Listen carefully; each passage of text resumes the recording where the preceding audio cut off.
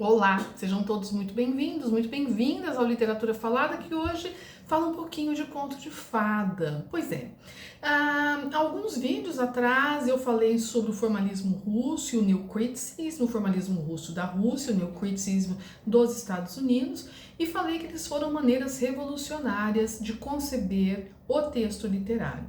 Pois é, um dos formalistas russos, chamado Vladimir Prop, ele se debruçou sobre o conto de fadas, sobre os contos maravilhosos, como ele chamava, e ele estabeleceu uma morfologia dos contos de fada. Ou seja, ele reuniu um grupo de contos de fadas, mais ou menos 100, estudou esses contos e percebeu que eles possuem uma estrutura, um esqueleto que se repete constantemente. E a partir daí ele estabeleceu então o que ele chama de morfologia dos contos de fadas, e é bem interessante da gente ter contato com isso. Não apenas porque os contos de fada são parte da nossa história, da nossa infância, da nossa história cultural, a gente sempre tem contato, volta e meia há novos filmes sobre a questão, como também é uma maneira da gente ficar aí consciente de que existe essa estrutura, de que existe esse esqueleto que dá forma a esse tipo de história, e eventualmente esse tipo de estrutura se repete em histórias que a gente está acostumado aí a ver no cinema, a ler, a assistir na televisão, seja para reforçar algum conteúdo ou eventualmente para se contrapor a ele. Então é muito interessante ter essa noção, essa consciência da estrutura desses textos folclóricos, né, que vem do folclore, que vem da tradição popular, que são recolhidos por escritores, mas que se originam na tradição popular e que são tão presentes aí no nosso imaginário cultural. Bom, o Vladimir Prop, como eu disse, foi um dos formalistas russos, né? Ele estudou os contos de fada, percebeu que ele possuía partes constitutivas e que essas partes se repetem. E para ele constatou que os nomes dos personagens, os seus atributos, eles eventualmente mudam, mas as suas funções na narrativa não mudam. Como morfologia, o próprio vai entender uma descrição dos contos a partir dessas partes constitutivas e as relações dessas partes entre si com o conjunto. As funções das personagens representam as partes fundamentais do conto, sendo que o próprio define função como, abre aspas, a ação de uma personagem definida do ponto de vista do seu significado no desenrolar da intriga. O Prop ele vai chegar a 4 teses, ele chama de teses fundamentais sobre o conto de fada. Olha só, a primeira, os elementos constantes, permanentes do conto são as funções das personagens, quaisquer que sejam essas personagens e qualquer que seja o modo como são preenchidas essas funções. As funções são as partes constitutivas fundamentais do conto. 2. O número das funções do conto maravilhoso é limitado. 3. A sucessão das funções é sempre idêntica. 4. Todos os contos maravilhosos pertencem ao mesmo tipo no que diz respeito à sua estrutura.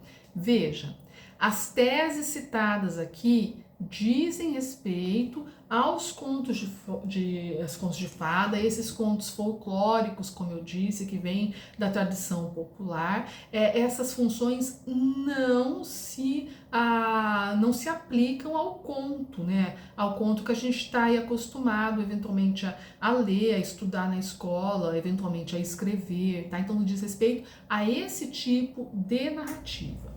As funções do conto maravilhoso se resumiriam para o Prop a 31. As 7 primeiras constituiriam o que ele chama de parte preparatória do conto. A intriga propriamente dita se origina no momento em que se pratica uma má-feitoria, né? um mal.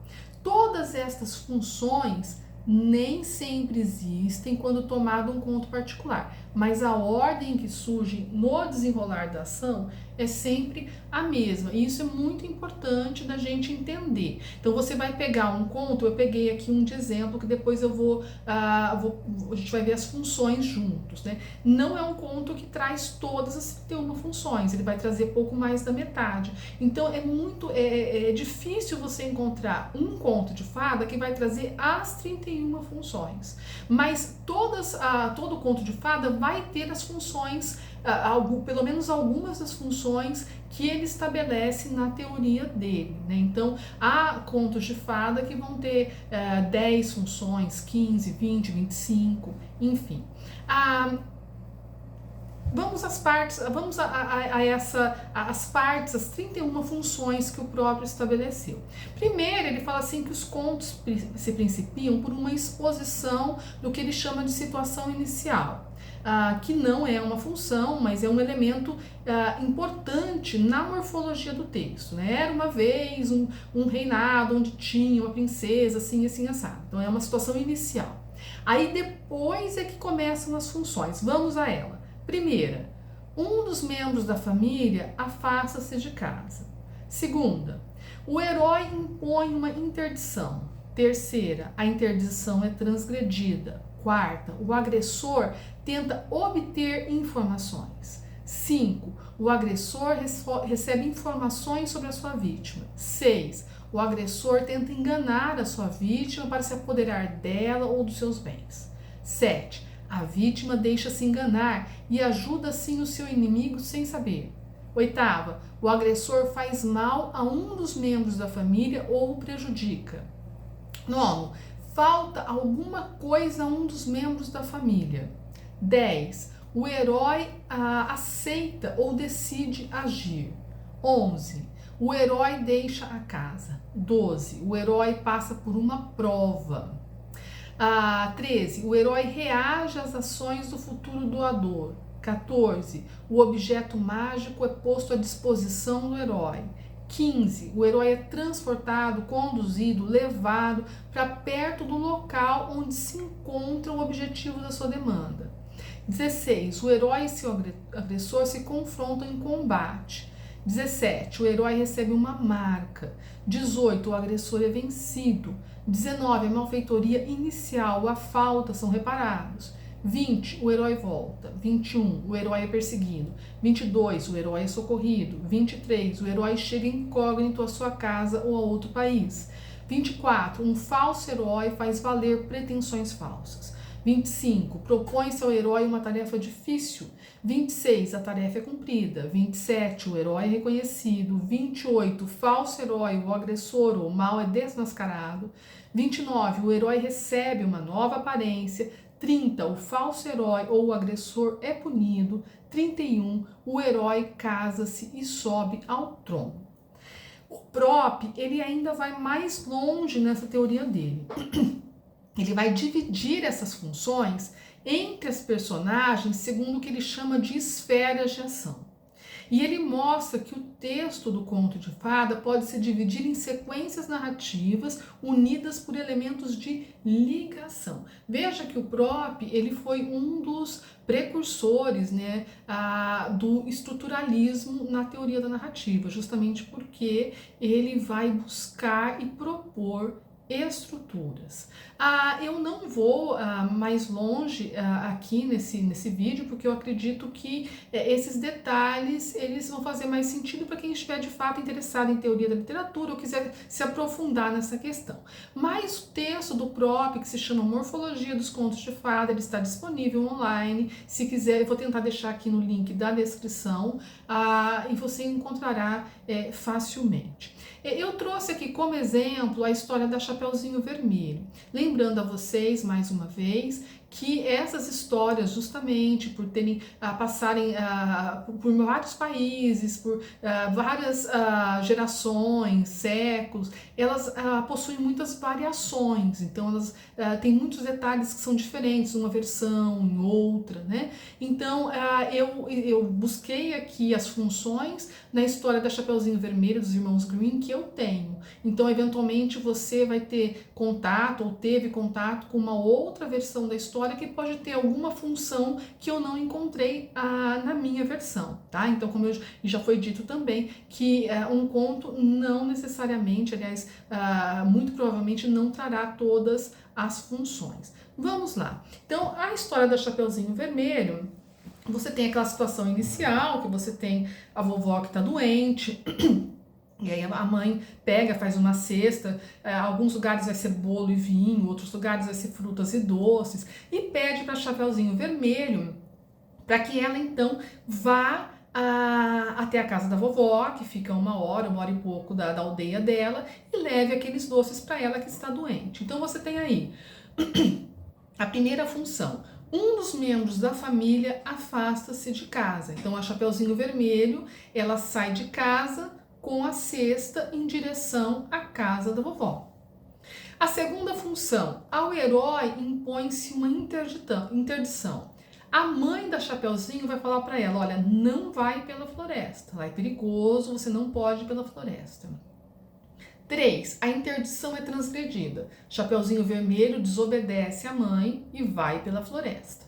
4. O agressor tenta obter informações. Então o lobo mau, ele vê a Chapeuzinho na floresta e ele se aproxima dela para assuntar, né, para pedir informação, saber onde ela está indo e tal. O agressor recebe informação sobre a sua vítima. Veja que no Chapeuzinho Vermelho você vai ter duas vítimas, a vovó e a Chapeuzinho. Então, que informação que ele obtém? Ele obtém a informação de que a vovó está doente e fraca e está sozinha na casa dela. E de que a Chapeuzinho está indo lá levar doces, levar fruta, levar bolo, enfim, para a vovó. Então ele chega à conclusão de que se ele der um jeito de chegar antes na casa da vovó, o lucro é muito maior, porque vai ter a vovó, a Chapeuzinho e a cesta.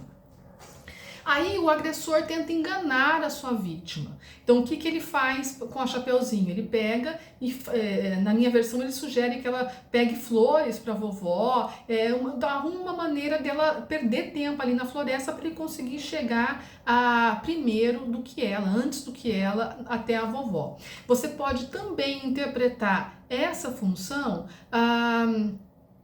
quando o lobo chega na casa da vovozinha, porque ele chega lá e ele engana ela também, né? Ele faz uma voz fininha, fala que é a netinha dela, ela fala para ele entrar e aí ele engole ela. Então a vítima sétima, a vítima deixa se enganar e ajuda assim o seu inimigo sem saber. Então a Chapeuzinho Vermelho dá todas as informações para ele e ajuda o lobo sem ela saber. A mesma coisa acontece com a vovó, que fala para ele entrar, se deixa enganar e facilita a coisa para o lobo. Oitavo, o agressor faz mal a um dos membros da família. O lobo come a vovozinha. Dali a pouco, o lobo vai também engolir a Chapeuzinho, que é aquela cena famosa que a gente conhece. Ele engole a vovozinha, se veste de vovozinha, fala para ela entrar, e ela fala, mas por que esses olhos tão grandes, né, para te ver? E aí ele engole ela. Nono, falta qualquer coisa a um dos membros da família. Na verdade, o que falta seria a liberdade, a segurança, né? Tanto para a vovó quanto para Chapeuzinho Vermelho. Elas precisam ser salvas, né? Porque senão elas morreriam. 10. O herói aceita e decide agir. Então, na versão que eu tenho, tá passando um caçador lá perto, ele ouve o lobo roncar muito alto, acha estranhíssimo que uma senhora, uma vovozinha esteja roncando daquele jeito e resolve verificar o que houve. Aí o herói deixa a casa, no caso ele deixa a floresta e entra na casa. 12. O herói passa por uma prova, um questionário, né? A prova do herói é que ele vai se deparar com a vovozinha, aquele ronco, e ele vai reconhecer o lobo, né? E aí o objeto mágico que vai auxiliar ele a reparar o mal vai ser ou uma tesoura, dependendo da versão, ou o próprio machado dele. Ele vai abrir a barriga do lobo e vai tirar a vovozinha que estava respirando muito fraquinho e a netinha dela, Chapeuzinho Vermelho, de dentro dele. Veja que não há pelo menos na versão que eu tenho da Chapeuzinho Vermelho, não há um confronto em combate entre o lobo e o lenhador, né? O lenhador, o rapaz da floresta, não há isso. E o lobo, aí a gente já poderia ir para a função 18, o agressor é vencido, o lobo é morto. E o herói, e a função 20, o herói volta, ele leva para casa a pele do lobo. Então, por quê? Porque ele vai abrir o lobo, vai tirar a vovozinha de lá de dentro, vai tirar a Chapeuzinho, eles vão colocar pedra na barriga do lobo, o lobo vai acabar morrendo. Então, é aí que a gente tem que o agressor é vencido e o herói volta. O herói, no caso, o lenhador, ele volta para casa com a pele do lobo. Então, não tem, pelo menos na minha versão, não tem um combate. Então, a gente pararia na função de número 20. Também na versão que eu tenho não há casamento, porque a Chapeuzinho é pequenininha, também não há subida ao trono, mas você perceba que é uma história que traz aí na sequência vários elementos, mais da metade, acabei não contando, mas acho que tem mais da metade das funções levantadas pelo próprio. E aí você pode aí de acordo com as histórias, com os contos de fada que você tem aí mais familiar para você, a Cinderela, a Branca de Neve, Gata Borralheira, né, a João e Maria, e você pode aí ir buscando essas funções e compreender, né, que essas histórias não surgem assim gratuitamente, elas obedecem aí a toda uma estruturação, né, que não sabemos de onde vem, mas que sabemos que são histórias que nasceram aí no imaginário literário e cultural. É isso aí, se gostou, deixa o seu like, não esquece de se inscrever no canal e deixa aí sugestões para mim para outros vídeos. Até o nosso próximo encontro.